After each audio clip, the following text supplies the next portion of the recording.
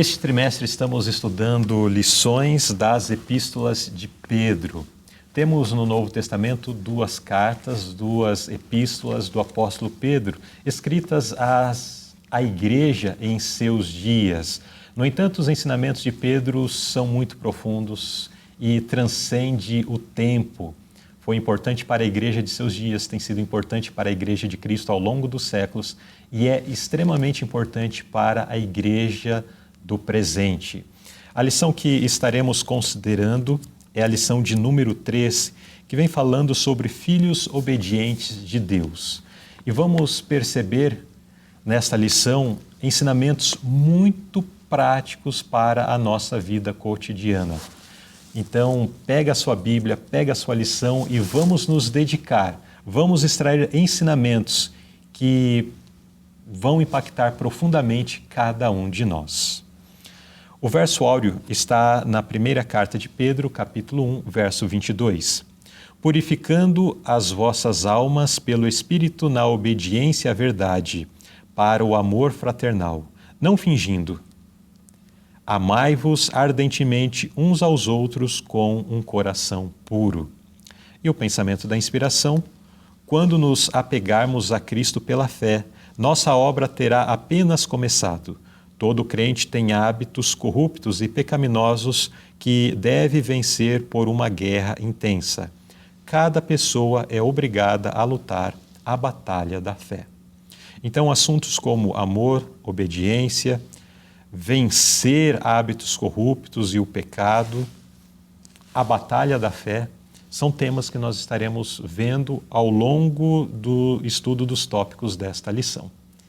Vamos então ao primeiro tópico: escolhendo cuidadosamente nossos pensamentos. Irmã Raquel, de acordo com a palavra de Deus, em que ponto a verdadeira obediência começa?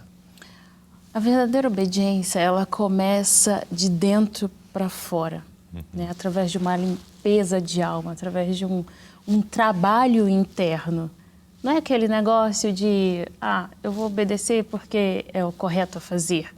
Obedecer por ser o correto a fazer tem um nome, se chama ética.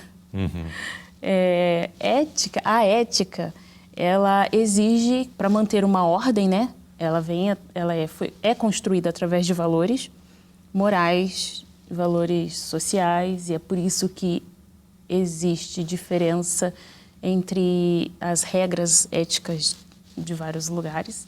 Mas ela é para comandar um lugar, por exemplo. Não pode entrar dentro de um banco sem camisa. Isso está relacionado à ética. Mas você pode entrar sem camisa em um outro determinado local. Então, assim, a obediência verdadeira, ela é de dentro para fora. Eu não vou em um outro local que eu poderia entrar sem camisa, é só um exemplo, né? Sim. Não vou a esse outro local porque de dentro para fora eu tenho um conhecimento que me diz que isso não é correto, que eu devo andar vestido, que eu devo andar decente, bem asseado. Exemplo. Agora, existe diferença também entre obediência e honra. Aqui fala na lição sobre a verdadeira obediência. Então, a verdadeira obediência é essa que é de dentro para fora. Obediência, por si, é aquele negócio, eu falo, você obedece, né? São as regras. Existem regras, é como um sinal de trânsito. Está lá a regra, você não pode passar no vermelho, você não pode virar à direita, não pode entrar caminhões aqui. Então, por conhecer as regras, eu obedeço. Agora, a verdadeira obediência vem quando eu conheço as regras, mas eu não me sinto bem se eu avançar o sinal. Isso é verdadeira obediência. E aí, tem uma outra palavra hoje que a gente pode relacionar. Aqui fala verdadeira obediência, mas ela significa honra. Né? Então, a honra é quando você obedece, porque no seu coração você já ama, você já aceitou. E aí você honra através da sua obediência. Tem uma ilustração que eu gosto de dar, quando se fala de honra, que eu me lembrei agora. Quando Jesus disse, buscar em primeiro lugar o reino de Deus, né, e a sua justiça, as outras coisas serão acrescentadas. E no nosso dia a dia a gente tem a mania de, às vezes o costume de dedicar o primeiro lugar só na hora do culto, mas até aí a gente já fez um montão de coisa, ou às vezes nem faz o culto, mas aí tem aquele negócio assim, tá, eu não fiz, não tirei o tempo para estudar minha lição e tal hoje, mas eu posso fazer antes de dormir. E às vezes a gente fica assim, mas a palavra de Deus diz, busca em primeiro lugar o reino de Deus, estou errando tal nesse caso. Então, quando a gente fala aqui sobre verdadeira obediência, relacionando essa verdadeira obediência à honra, a gente entende exatamente o verdadeiro sentido da honra e o significado da palavra obediência. Como que existe um contexto bem interessante, legal, diferente. Por exemplo, você faz aniversário e a Evane faz um bolo de aniversário para você. Uhum. E aí, a gente tem o costume de tirar o primeiro pedaço. Aí você tira o primeiro pedaço e dá para o Caleb. E a Evane fica assim, poxa vida, eu fiz o bolo para ele e ele não me deu o primeiro pedaço. Mas aí você pega o segundo pedaço e fala assim, mas o segundo pedaço foi feito com o mesmo material, tem o mesmo sabor, o mesmo recheio e tudo mais. Pode ser até maior. Pode ser até maior e a mesma coisa, só é o segundo pedaço. Então, qual a diferença do primeiro pedaço para o segundo pedaço ou para todo o restante do bolo? A honra. A honra. Uhum. Então, você honrou o Caleb. Ou você poderia pegar o primeiro e dar a Ivane. Você honrou a ela o primeiro pedaço. Então, a fatia do nosso dia, a primeira fatia do nosso dia dada a Deus, não é por simples obediência, é a honra. É porque dentro de mim eu sou grato a Ele. Então, a verdadeira obediência ela está relacionada com a honra, com a gratidão, com a misericórdia de Deus, com a graça de Cristo. E tudo isso é gerado pelo entendimento. Então, quando nós aceitamos o entendimento, o conhecimento, e aí gera dentro de nós a honra. E aí nós damos a primeira fatia do bolo para Deus, né? Porque o restante do nosso dia tem o mesmo tempo. Se eu tiro 10 minutos à noite, 20 e 10 ou 20 de manhã, é a mesma quantidade de tempo, mas não é a honra. Mas não é a honra, né? Então, a honra ela é interna. Então, a verdadeira obediência começa através de um trabalho interno. Aqui a nota fala sobre a limpeza da alma. Uhum. E é feito através da aceitação do Espírito Santo. Isso. Que faz esse trabalho de regeneração e renovação, né, da mente através... Que quando tu fala de interno, tu está se referindo à mente. Né? A mente sendo limpa, a mente sendo purificada. E essa mente grata a Deus, a lição depois vai explorar mais sobre isso, mas essa mente grata a Deus, essa mente que ama verdadeiramente o Senhor Jesus Cristo, ela vai dar honra a quem realmente merece honra, né? Que é o Senhor, por tudo que Ele fez por nós. Eu trouxe até um resumo que eu escrevi aqui, que a obediência se concentra em seguir instruções ou de alguma autoridade. Né? Sigo isso que você fala, eu obedeço. É como a gente fala para os nossos filhos. E Deus já sabia que a gente teria muita dificuldade com a honra, então Ele estabeleceu os 10 mandamentos, né, as regras. E a honra, ela se concentra em mostrar respeito e reconhecimento pela pessoa em si, independente de haver ordens específicas para seguir. Então, por eu honrar a Deus, então não importa quantas são as regras, não importa o que Ele me peça, eu honro, então eu obedeço. Muito bem. E aí entra o que Jesus disse no Sermão do Monte. Buscai, pois, em primeiro lugar o reino de Deus e a sua justiça, e todas as demais coisas os serão acrescentadas. Essa busca pelo reino de Deus e a sua justiça em primeiro lugar é a honra, né? Através de uma obediência, através de uma mente que já está sendo purificada e renovada pela atuação do Espírito Santo. Muito bem. Agora, a segunda pergunta. Qual é a tendência natural das motivações e pensamentos humanos? Naturalmente, como que nós, seres humanos, agimos, ou primeiramente pensamos e depois agimos? Nossa mente, nosso coração é continuamente mal. Né? Então, nós pensamos e agimos continuamente. O texto diz que viu o Senhor que a maldade do homem se multiplicara sobre a terra e que toda a imaginação dos pensamentos de seu coração era só má continuamente. E o texto de Jeremias fala que enganoso é o coração mais do que todas as coisas e perverso. Quem o conhecerá? Né? A nossa mente é enganosa. Nós nos auto-enganamos. É porque nem mesmo nós nos conhecemos com perfeição, né? Exatamente. Então, a tendência natural do ser humano é ser mal, continuamente. É interessante que isso nos leva ao Éden. Às vezes nós pensamos que o pecado de nossos primeiros pais foi algo tão simples, apenas comeram de um fruto que Deus havia dito para não comer.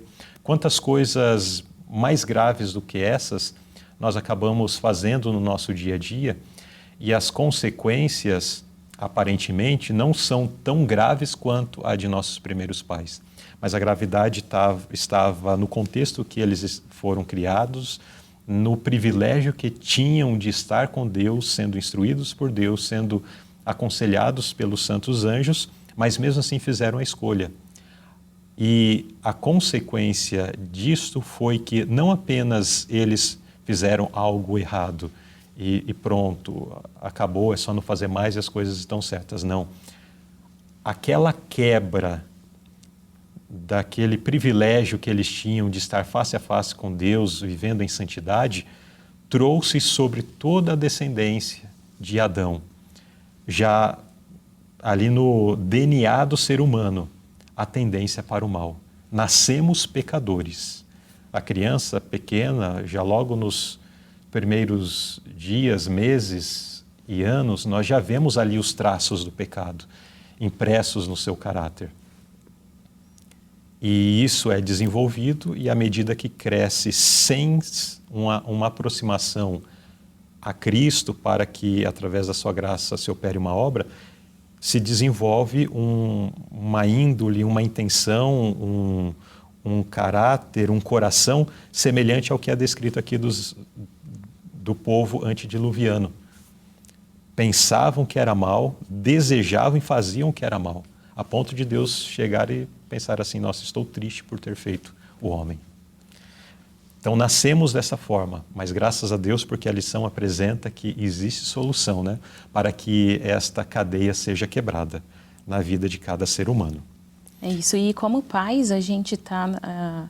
A inspiração fala que nós estamos no lugar de Deus para conduzir os nossos filhos a essa mudança de pensamento, né? Porque as crianças já desde a infância, né? Desde a infância, porque a gente nasce mal, nossos pensamentos são maus. Você vê uma criança, bebezinho, antes de 1 aninho, você coloca 2 crianças brincando, uma tira o brinquedo da outra, a outra briga e bate. Então, assim, é só um bebezinho. E o que entendimento tem de regra? Mas a maldade já está ali. A maldade já está ali no coração. Então, a gente, na condição de pais, estamos no lugar de Deus para colocar no coração dessas crianças o amor de Deus e começar a trazê-las, tirar o pensamento, né, desvirtuar esse pensamento mal, ensinando as coisas, o amor de Deus a cada uma delas. Então é uma responsabilidade também muito grande. Exato. Exatamente. Então pesa, né, sobre pais, sobre mães, esse cuidado, porque quando nós vemos uma criança que é completamente desenfreada nas suas atitudes, dizemos, é mal educada, porque percebe-se pais negligentes no cumprimento do seu dever. E vemos ali o mal simplesmente crescendo e desenvolvendo. Porque o amor não é natural. Exato. A bondade não é natural. Então, ela precisa ser cultivada, precisa ser instruída, né, pelos pais. Exatamente. Uma criança, ela não tem o entendimento de aceitar o Espírito Santo fazer esse trabalho em sua vida. Hoje nós temos, né, como adultos maduros, a gente tem esse conhecimento e as crianças não.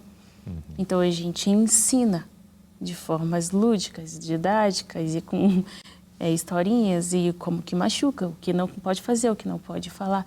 Por isso que a Bíblia fala, a expressão fala que nós estamos no lugar de Deus para que essa maldade no coração das crianças possa ser trabalhada, né, retirada de alguma forma. Estancada, né? Muito bem. Agora, pergunta C. O que devemos fazer quando percebemos que nossos pensamentos e motivos são impuros? Aqui a Bíblia, o texto, né, fala sobre o arrependimento. Então, poderíamos responder assim: o que nós devemos fazer? Se arrepender. Tá, mas é simples assim? Se arrepender. O arrependimento também é obra do Espírito Santo. Nada é nosso. Tem um texto inspirado aqui, vai falar aqui mais para frente, que o ser humano não tem nada, não faz nada por si. Tudo vem de Deus e tudo é dom de Deus. O arrependimento também é um dom de Deus. Então, para que a gente, o que a gente deve fazer quando a gente percebe esses pensamentos movidos por coisas impuras, é permitir que o Espírito Santo faça um trabalho de arrependimento na nossa vida. Porque por si só não iremos nos arrepender. Então, eu vou me arrepender. Não vai se arrepender. Então, primeiro você tem que aceitar o Espírito Santo na sua vida. Deixa ele trabalhar ali. O arrependimento é obra do Espírito Santo. E aí eu trouxe aqui pra gente também que o arrependimento, ele está ligado ao reconhecimento do pecado. Então, não é simples assim, fulano precisa se arrepender. Fulano só vai se arrepender quando ele reconhecer que aquilo ali foi um erro. Ele permite o Espírito Santo trabalhar. O Espírito Santo mostra o erro e aí trabalha o arrependimento. Mas o arrependimento genuíno, ele está ligado a 5 elementos, né? Vamos trazer aqui 5 elementos que acontecem, que produzem um arrependimento genuíno. Primeiro, que é o reconhecimento do pecado, né? Que a gente já mencionou. Então, a gente reconhece as falhas, os erros. Então, quando nós passamos por esse momento de arrependimento genuíno, a gente passou por essas 5 fases. Reconhecimento do pecado, remorso e contrição, né? Contrição é onde existe o profundo pesar por aquilo que falou, cometeu, agiu, pensou. Confissão, que é onde a gente consegue confessar a Deus o nosso pecado. Abandono do pecado, deixar para lá. E, por último, a busca pela reconciliação, seja com Deus ou com a outra pessoa. Primeiramente com Deus em qualquer situação, mas também se tiver uma outra pessoa envolvida, a busca por reconciliação. Então, o arrependimento genuíno, ele produz esses 5 elementos. E isso é maravilhoso, né? Uma situação, um acontecimento, vamos dar um exemplo de uma família que está em desgaste, né? Relacionamento destruído. Quando há uma reconciliação, uau, que coisa linda de se ver. Então é maravilhosa a obra do Espírito Santo ao trabalhar em nós o arrependimento genuíno.